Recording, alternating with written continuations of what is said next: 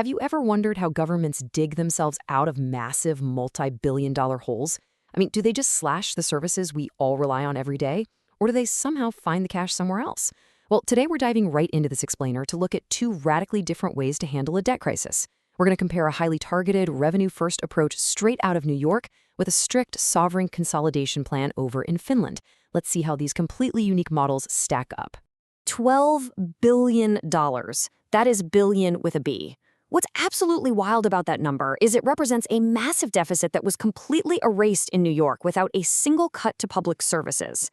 They pulled this off using a strategy known as the Mamdani model. Usually when a government faces a multi-billion-dollar shortfall, the absolute first instinct is to panic, shrink the budget, and just start cutting programs across the board. But this model goes in the exact opposite direction, opting to leave the everyday services that people actually need completely intact. So how exactly did they do it?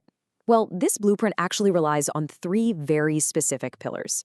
First up is targeted revenue generation, which basically means going after high-wealth assets instead of just slapping a broad income tax on everyday folks. Second is administrative efficiency. This is all about finding ways to trim the fat internally rather than cutting public benefits. And the third pillar is fiercely negotiating with other levels of government to secure outside aid. When you put it all together, the strategy completely shifts the focus to capturing revenue from the very top tier of the economy and optimizing the government's own internal machinery. The crucial takeaway here is just how insanely targeted these measures were in practice. Think about this. They proposed a paye de tax, basically a tax on second homes valued over $5 million, which alone generated an estimated $500 million a year. Then they scraped back another $68 million just by eliminating specific tax credits for the ultra-wealthy. But the real kicker, the biggest chunk of savings actually came from administrative efficiency. They saved a staggering $1.77 billion simply by cutting back on expensive external consultants like McKinsey and choosing instead to modernize their internal tech and consolidate leases. It's like finding a gold mine in your own backyard. And instead of austerity, that third pillar, the negotiation piece, secured $3.2 billion in state support and another $352 million in direct aid. The result? They actually funded universal childcare, hired 1,000 brand new teachers, and restored absolutely crucial reserves for public housing. It completely flips the script, proving that with strategic negotiation, you can balance the books while actually expanding the social infrastructure that citizens use every single day. But this brings us to a really fascinating big picture question. Can a localized fiscal strategy like this actually scale up? I mean, it's one thing to balance a city's books using federal or state aid.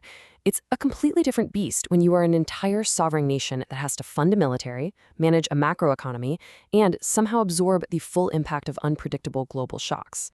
To really explore that sovereign scale, let's pivot over to Finland for a minute. The current administration there, led by Prime Minister Petteri Orpo and Finance Minister Riikka Purra, is taking a distinctly different philosophy to rein in their national deficit: strict fiscal consolidation. We're talking deep expenditure reviews across the board: social protection, education, healthcare, you name it. They're also tightening up welfare rules and immigration policies, all with the ultimate goal of forcing the national debt onto a downward trajectory by 2027.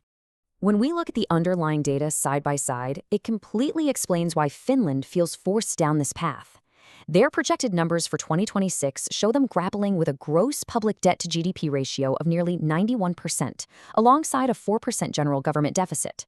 Meanwhile, a subnational entity like New York State is managing its $65.1 billion in state-related debt through very localized tools, like competitive debt issuance and maintaining a $500 million debt reduction reserve fund. The economic realities of these two places are just fundamentally different, and that dictates their entirely different strategies. And this right here hits the nail on the head regarding the core structural divide. It's all about sovereignty. Finland has the power to adjust national tax rates, sure, but they also carry the inescapable, heavy burden of funding national defense and weathering huge geopolitical storms. New York, on the flip side, literally cannot print its own money and relies heavily on external aid. But their liabilities are hyper-localized. They're paying for municipal infrastructure and capital projects, not defending the borders of an entire country. Just to give you a real sense of what that subnational burden feels like, wrap your head around this number: $34,567. That is the per capita liability for every single person living in New York City. So while New York State's overall debt might seem somewhat manageable from a distance, the localized municipal burden is just immense. By 2022, New York City alone was carrying over $300 billion in total liabilities. That gives it the highest municipal debt burden of any major city in the entire United States. Now, contrast that strictly localizable burden with this absolute stagger of a number representing Finland's central government debt. We are looking at a projection of 194.3 billion euros, which is roughly 211 billion US dollars, for early 2026. This is a massive sovereign liability, and it's being driven incredibly heavily by mandatory public sector investments in defense.